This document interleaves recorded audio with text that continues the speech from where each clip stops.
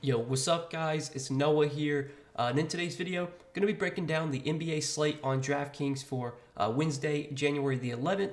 We do have an 8-game slate for Wednesday, guys, and as always, we're going to go game by game. We're going to talk about each one of these 8 games, give you guys a quick game by game breakdown, what I do like taking a first look at this slate on Tuesday night. Before we get started with the breakdown, though, as always, if you guys do enjoy these DFS videos, if they do help you out, please hit that like button down below, hit that subscribe button if you have not yet. And if you guys are new to the channel and you have not checked out PrizePicks is the sponsor of this video. You guys can sign up for PrizePicks, use my promo code Noah. You will get your first deposit matched up to $100 when you do sign up for PrizePicks with my promo code.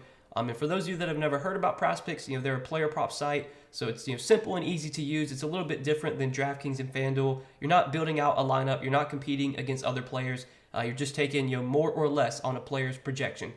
They do have some projections posted for Wednesday's games. You can see what's on the board right now. Obviously, as we get closer to the start of the games on Wednesday, they'll have their full board posted with a ton of props. And if there's anything that stands out to you that you like, you just take more or less. You have to make at least 2 picks, but you can make up to 6 picks, and you can win up to 25x your money on PrizePicks. So give them a try, guys. Sign up with promo code Noah, and again, you will get your first deposit matched up to $100. But let's go ahead and talk through Wednesday's 8-game slate, and we'll start off with the first game of the night, the Bulls and the Wizards.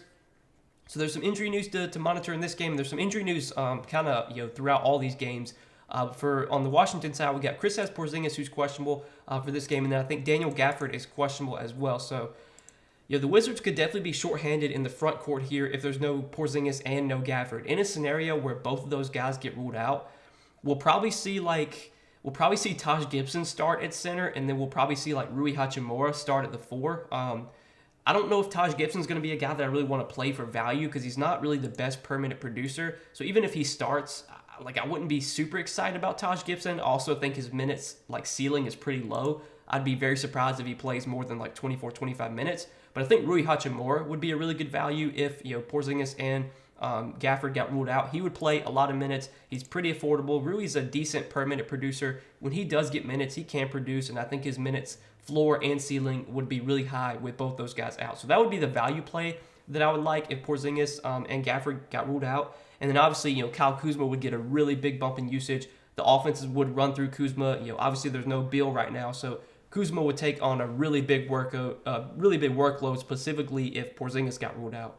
Now, if Porzingis and Gafford play, neither one of them really stand out. Porzingis is 9,600, Gafford's 5,100. At those price tags, I'm not super interested in either one, but I would definitely like some of these Wizards guys if they wound up sitting, and we kind of talked about who benefits most there. Even Monte Morris, Denny Avia, I think you could consider for value as well because they would definitely get a little bit of a boost. Monte Morris, would have to do more offensively. But that's probably it for the Wizards. I think that's pretty much everything I like there. Now, on the other side with Chicago, big news to monitor on Chicago is DeMar DeRozan's status. He is currently questionable for this game. So DeMar DeRozan, if he plays at 9K, not super interested in DeRozan on this slate. We have 8 games. There's a lot of other options. The price tag on DeRozan feels about right. I think it's a fine matchup. I think he can have success in this matchup, but I'm not running to roster DeRozan at that price tag. And then Vooch and Levine, I think where they're priced at, they're playable, but neither one stand out. But in a scenario where DeRozan gets ruled out, if DeRozan gets ruled out, then I think both Vooch and Levine look really solid. I would like both quite a bit. I think Patrick Williams would benefit a little bit without DeRozan. I think he would look like an okay value play. Even Ayo Dosunmu, I wouldn't mind either. But definitely the biggest beneficiaries if DeRozan got ruled out would be obviously Vooch and Levine. And like I said, those guys would look really appealing. So right now it's kind of a wait and see on this Bulls-Wizards game. There's some key questionables to keep an eye on here. Luckily, again, it's the first game of the night, so we'll have all this news before lock. We can adjust then, but definitely going to be some guys worth targeting in this game. If Porzingis, DeRozan, Gafford, if these guys do get ruled out. But let's go ahead and move on to the next game, the Pistons and the Timberwolves. So for Minnesota today, also some big injury news to monitor here with Anthony Edwards, who's listed as questionable. Really big news, obviously, because they're potentially without Anthony Edwards and they're still without Karl-Anthony Towns. So in a scenario where Anthony Edwards got ruled out, we could expect a really big workload for D'Angelo Russell, and I think D'Angelo Russell would look like a really good play at 7,400. Obviously, a great matchup here against Detroit. I would have a lot of interest in Russell if Edwards got ruled out. I don't know if Gobert's role would really change much at all, but I think he would look solid. It's a pretty good matchup for him as well. Even a Kyle Anderson, I would kind of like for value. I think he would benefit without Edwards. And then, maybe a guy like Jalen Noel we could consider for value. He's a guy that can soak up usage, can be productive when he gets minutes, and obviously taking Edwards off the floor opens up a ton of usage. So that's someone that I'd be interested in as value play. If Anthony Edwards plays, I think it's a really good spot for him against a terrible defense. The Pistons have been one of the worst defensive teams in the league, so definitely interested in Ant as a pay-up option. I think at this price tag, he'll probably get low ownership. He's not really been that popular, lately. Not many people have been really playing Edwards at his salary. So I would think, especially with him being questionable, I would think he probably comes in at fairly low ownership today. Love the matchup. I think Ant would definitely be on my radar if he does play. And then on the other side with Detroit, some big injury news to monitor here. So Bojan Bogdanovic did not play on Tuesday. Jalen Duren did not play on Tuesday. And then Isaiah Stewart was a late scratch. He got ruled out like 30 minutes before the game started. I think the Pistons only had like 9 or 10 available players on Tuesday night. So if all these guys are out again, you will probably see them run a really tight rotation. They got the crap beat out of them by the Sixers. And not really many Pistons did that well on Tuesday. But, if Bojan's out again, you could expect Killian Hayes to have a pretty good usage rate, pretty big role. Same goes for Jaden Ivey. Alec Burks would have a big usage rate off the bench. And then, for the bigs, like if there's no Duren, if there's no Stewart, without Bagley too, Nerlens Noel started on Tuesday. He didn't play like huge minutes. He only played 21 minutes, but he was somewhat productive. He did have about 20 Draftkings points in that time. I think Noel would have to play a good amount just because they're so thin on big men right now. So I would have some interest in Noel, if all those bigs are out again. And then another value play I would have interest in would be Saddiq Bey. We saw Saddiq Bey start, play big minutes. He played even in the blowout too. He played 34 minutes, had 27 DK points. I think at 4,500, Bojan's out. If all these guys are out again, I'm definitely interested in Saddiq Bey. So I know a lot of these Pistons guys kind of disappointed on Tuesday night because the blowout really killed him, and obviously there's blowout risk with this team so bad. But they're playing at home here. Minnesota could be shorthanded too. I think this game maybe could be close. So I don't mind rostering a few Pistons here, but we'll have to wait and see who's actually going to play. If all these questionable guys wind up playing, then I really don't like much on Detroit. So let's move on to the next game, New Orleans and Boston. So for the Boston side, I don't see much on Boston I really like here. Marcus Smart was out last game. He's listed as questionable for this one. If Marcus Smart does get ruled out, that that benefits Malcolm Brogdon a little bit, benefits Derek White a little bit. Both those guys would be playable options. Brogdon was a little bit disappointing last game. He also didn't play that many minutes. I thought Brogdon was going to get closer to 30 minutes without Marcus Smart, and he only played 22 minutes last game. Did have 23 DK points. I do expect Brogdon to be productive when he's on the floor, but it's definitely concerning that he didn't really play a ton of minutes last game, even with Smart out. Plus, his price tag came up a little bit, so I don't know if I'd be running to roster Brogdon today if Smart got ruled out again, but I think he would be a playable option. Same goes for Derek White. And then, we do need to keep an eye on the status of Robert Williams, so he is also questionable for injury management. If Robert Williams does get ruled out, that would definitely benefit Al Horford. Now, Al Horford has not been that great for fantasy this season. He's been a very unproductive player. Per minute wise, he's not been that good, but he would have to play good minutes here. He's pretty cheap. I would have some interest in Al Horford if Robert Williams did get ruled out. But the rest of the Celtics, like Tatum and Brown, I don't love on this slate. I think there's other guys I'd rather pay up for that we'll talk about later. They're not super interesting to me. If Smart plays, I'm not super interested in him. So that's really it for the Celtics. I know Grant Williams had a really big game last game off the bench. Maybe if Marcus Smart and Robert Williams are out, I could see going to Grant Williams for value.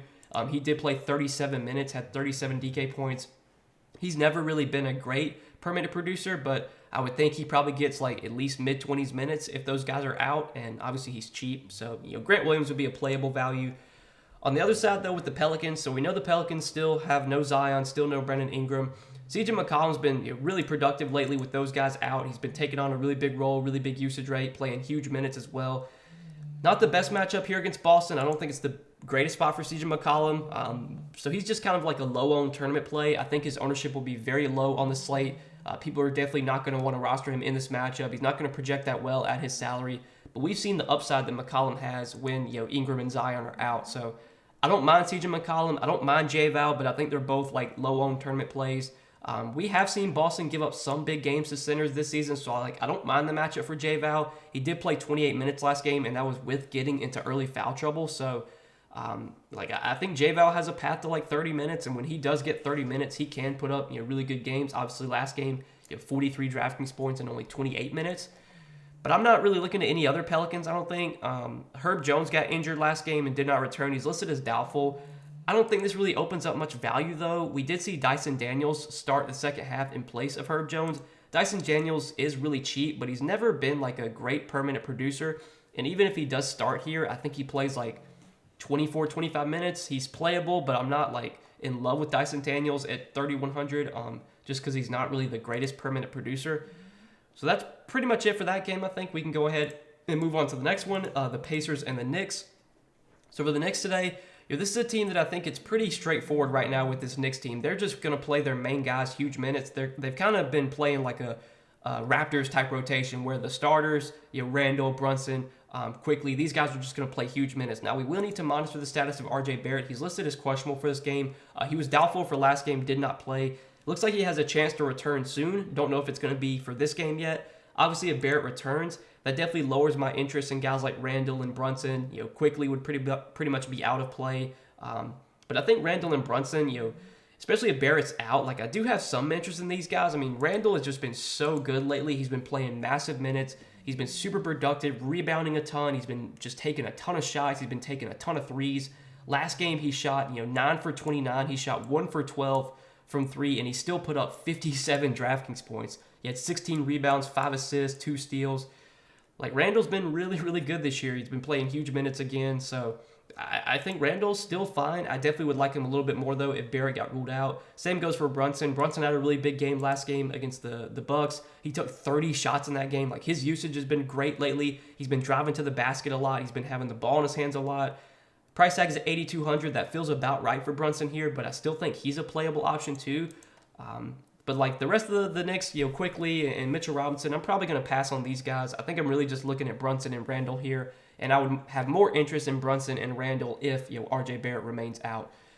Now on the other side with the Pacers, don't like much on the Pacers here. Tyrese Halliburton, I think, is always a good tournament play. He's never a guy at this price tag that's going to project like super, super well unless it's like a really good matchup. I think this matchup against the Knicks is fine. I know the Knicks have been playing at a faster pace this season. Their defense, though, has still been solid. Quentin Grimes has been really good defensively. Halliburton's playable. I'm not really like running to roster him, though. Miles Turner, playable, but not running to roster him. I know the Knicks give up a lot of threes, so I think the matchup for Buddy Hield sets up pretty well. I think it's a spot where Buddy Hield could have some success. But again, like on an 8-game slate, I'm probably not going to roster Buddy Hield. Yeah, I'm not super interested in the Pacers here. Most of my interest in this game is coming with those two main Knicks guys, Randall and Brunson. So let's go ahead and move on to the next one, the Bucks and the Hawks. So looking at this game, we'll start off on the Atlanta side. You got Trae Young and DeJounte coming in at 9,900 for Trae, 8,200 for DeJounte. Look, I think these these Atlanta guards are always playable options, but I think on this slate, I'm not super interested in either one. I don't love the matchup against Milwaukee. I think this game does definitely have a chance to be really high scoring if Atlanta keeps it close. I think when these teams have played in the past, they've played some high scoring games. If I had to choose one of the Bucks or one of the Hawks guards to go to, I think Murray would be my favorite, just because he's he's $1,700 cheaper, coming in much cheaper at much bigger discount. I know he's been pretty disappointing the last few games, but DeJounte Murray's still playing huge minutes on a nightly basis. I think the matchup probably sets up a little bit better for him.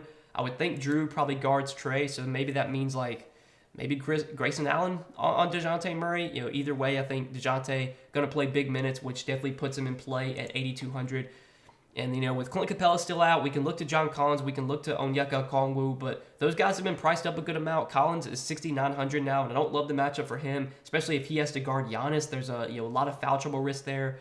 Okongwu, don't love this matchup for him. The Bucks have done a really good job limiting production to centers. They clog the paint really well. So, in general, the Hawks are not a team I like that much today. Favorite play from Atlanta is probably DeJounte Murray, but I think I'm going to be passing on the Hawks for the most part here. And then on the Bucks side, I think it's a really good spot for Giannis. We've seen Atlanta's defense, not be that great this season. We've seen a lot of stars have big games against Atlanta. I think it's a really good spot for Giannis. I think he can definitely put up a huge game here. I know he's been disappointing these last few games, but he's still going to play huge minutes if it's a close game. Price tag's coming down a little bit. Still no Chris Middleton, so we know the offense, the usage is going to be dominated by Giannis and Drew.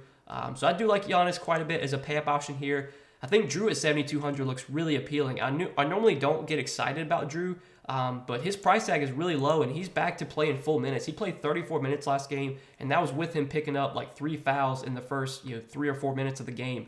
So even with the foul trouble, he still played 34 minutes. I think we can expect 35, 36 minutes from Drew today, and 32 or 7,200 is definitely too cheap for Drew here. With Chris Middleton out, we know Drew should be productive without Middleton, and now that he's playing full minutes again, I do like Drew quite a bit. So definitely my favorite plays in this game are Giannis and Drew. The rest of Milwaukee, probably going to pass on. Don't really like anything else here. So that'll do it for that game. Let's go ahead and move on to the next one, San Antonio and Memphis. So Memphis, really good matchup here against the Spurs. The Spurs have been one of the worst defensive teams in the league. It's a great spot for these Memphis guys. You definitely have to worry about blowout here. Ja Morant's going to be back for this game, so there's definitely some blowout risk in this game. But if San Antonio can keep it close, I think Ja Morant offers massive upside here. San Antonio doesn't have anyone to stop him. San Antonio plays at a really fast pace, so I think this will be a fast-paced, high-scoring game in general. It's just blowout is definitely a concern, and we've seen the Grizzlies blow out a lot of teams this season, especially like bad teams. Like they've beat up on bad teams this season, so that's my one concern. But I think the matchup's fantastic for Ja, and he should be very productive in the minutes that he does get. Triple J, I think it's a good spot for him with how bad San Antonio is defensively.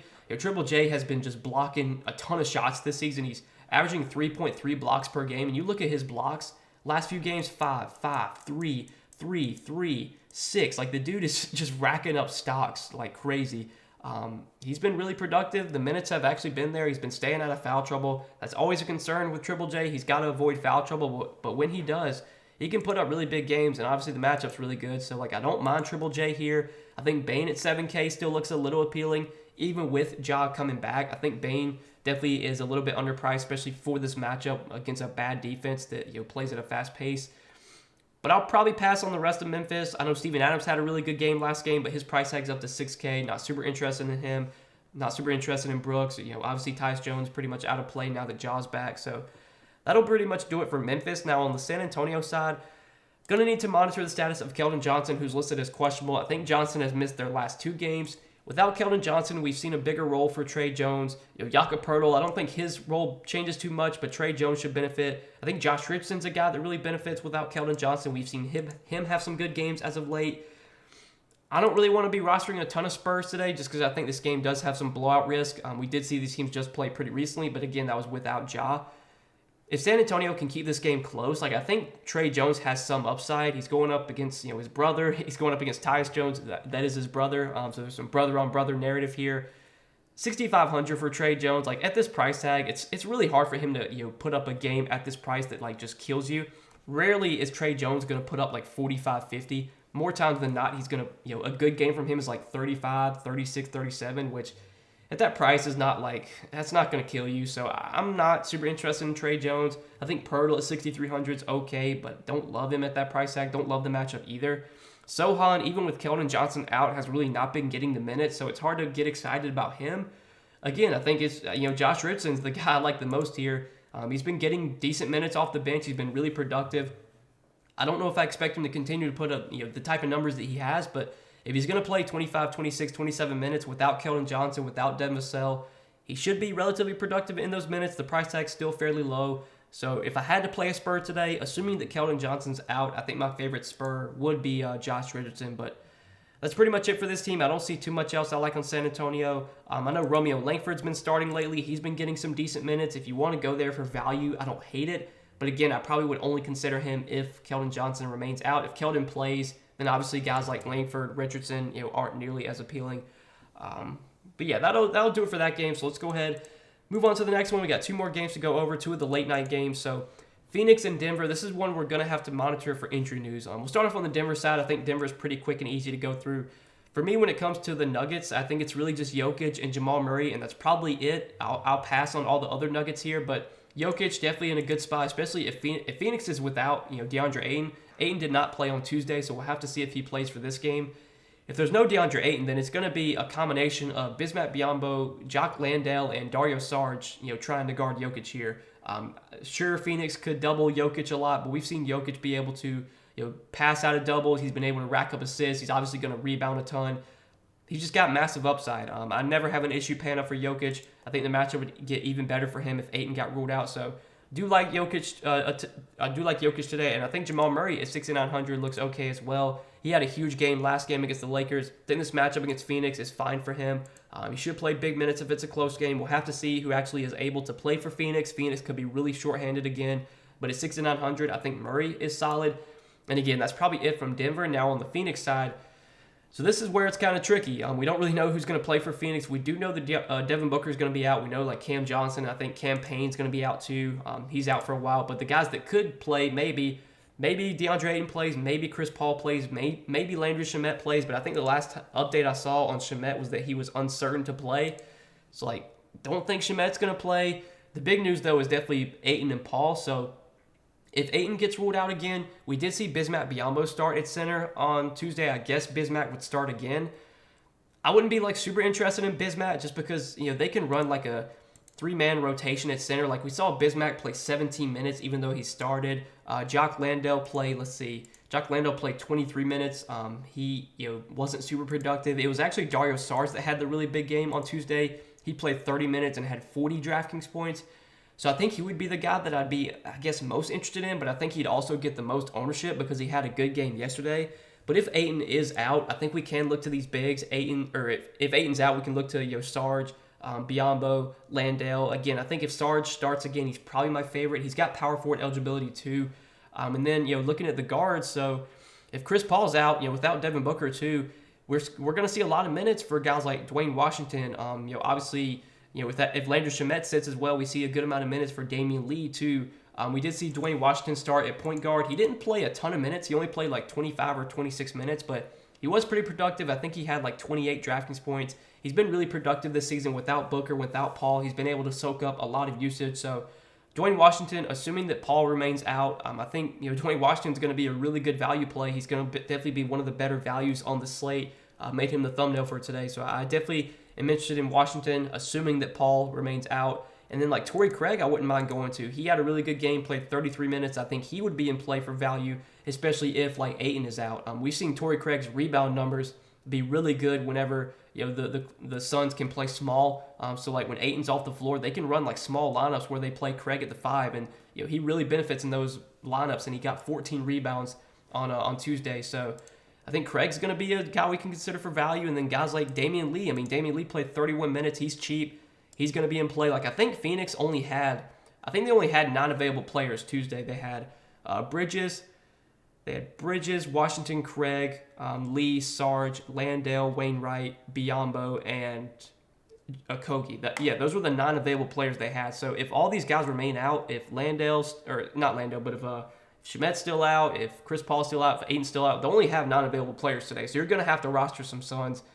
Again, if Paul plays, if Ayton plays, then I'm not super interested in Phoenix, but I think there's a good chance that some of these guys are probably going to remain out. We'll have to just keep an eye on it though. But probably you'll do it for that game. I think we kind of talked about most of the guys I'm interested in. I even, Mikal Bridges, he had a really big game on Tuesday. He played massive minutes. I think he would look really solid. Again, assuming no Paul, no Ayton as well. But that'll do it for that one.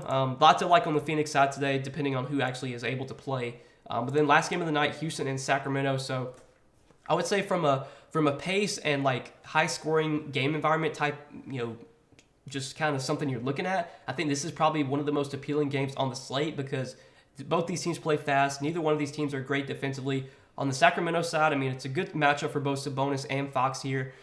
On this slate, I think I'd rather get up to like Jokic or Giannis if I could. But I never have an issue paying up for Domantas Sabonis. He's just been so productive this season. Matchup, I think, against Houston's pretty solid for him.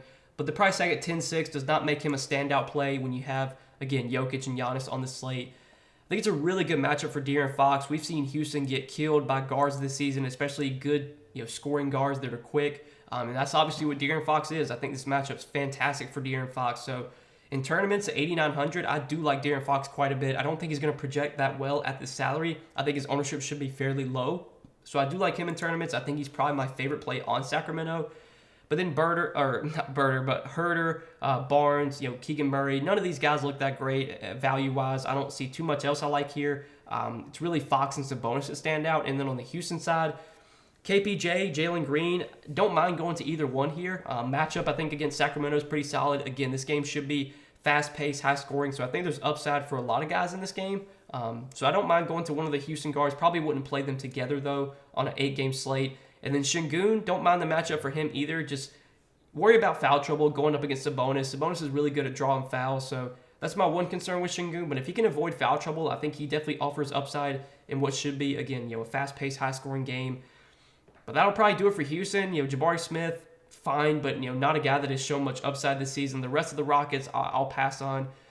So yeah, guys, that'll do it for Wednesday's 8-game slate. I hope you guys enjoyed this video. Hope you enjoyed this breakdown. And again, I hope it helped as well. If you guys enjoyed, hit that like button down below. Hit that subscribe button if you have not yet. And again, if you guys are new to PrizePicks is the sponsor of this video. You guys can sign up for PrizePicks. Use my promo code NOAH. You will get your first deposit matched up to $100 when you do sign up for PrizePicks with my promo code. Definitely check them out if you have not yet. But I appreciate you guys watching, supporting the content, supporting the channel. Thank you guys so much. Appreciate you checking out the videos, and we'll see you guys in the next one. Best of luck tonight, guys. Peace.